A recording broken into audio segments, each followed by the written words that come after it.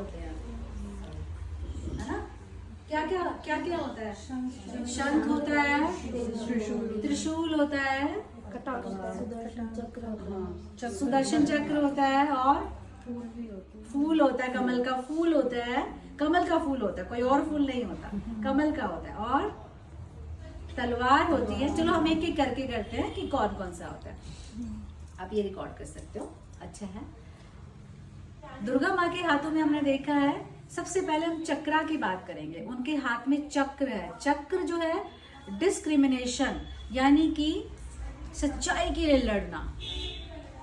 कृष्ण भगवान ने सच्चाई के लिए लड़ाई की, पांडवों का साथ दिया, सच का साथ दिया, तो ये सच्चाई का प्रतीक है। तो हम में वो पावर है सच्चाई के लिए। दूसरा जो है तलवार।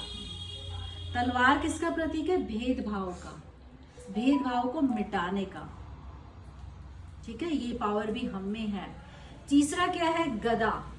उनके हाथ में गदा भी होती है। गदा जो है लॉयल्टी का प्रतीक है। लॉयल्टी मतलब,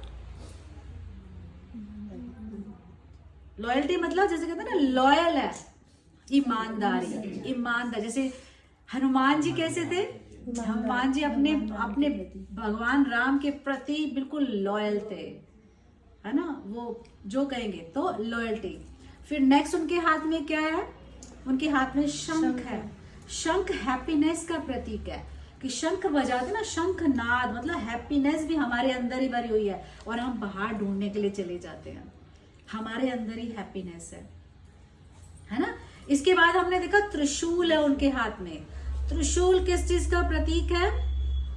त्रिशूल, त्रिशूल बुराई पर अच्छाई की विजय का प्रतीक है, नेगेटिविटी को खत्म करने का प्रतीक है। तो अगर हमारे साथ कोई बुरा कर रहा है तो भी हमें पावर है, हमें किसी के नीचे जो है प्रेशर में नहीं रहना है। अगर हम सही है वो गलत है तो हम गलत के लिए त्रिशूल को यूज करेंगे, है ना?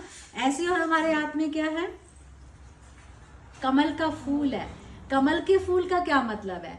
कमल का फूल मतलब डिटैचमेंट, कि हमें अपने परिवार में रहना है, पति, बच्चे, पेरेंट्स, इन लॉज सबके साथ रहना है, बॉस, स्टाफ सबके साथ रहना है, लेकिन हमें अपनी ड्यूटीज निभानी है, अटैच नहीं होना, इमोशनल वीक नहीं होना।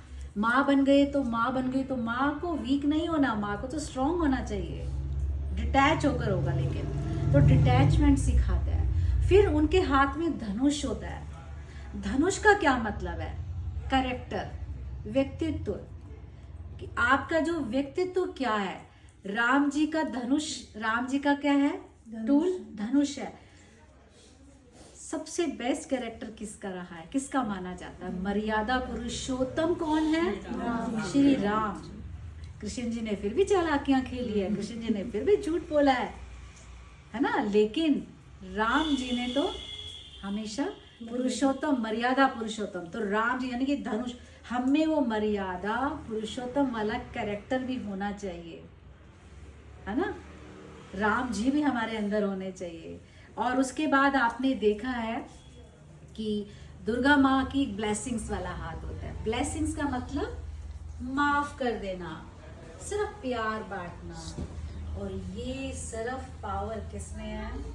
नारी में है, माफ कर देना, है ना? ये बहुत बड़ी पावर है। और फिर आपने देखा दुर्गा माँ को लाल रंग में, आज हमने लाल बिंदी लगाई है। क्यों लगाई है? ये किस चीज का प्रतीक है? पैशन का, कि जो चीज हम ठान लेते हैं ना, जो चीज उसको हम पूरा निभाते हैं। ब्राइड लाल जोड़े में क्यों होती है?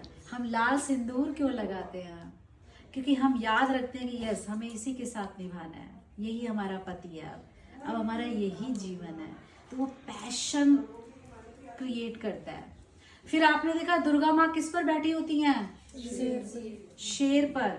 वो करेज का, निडरता का निशानी है।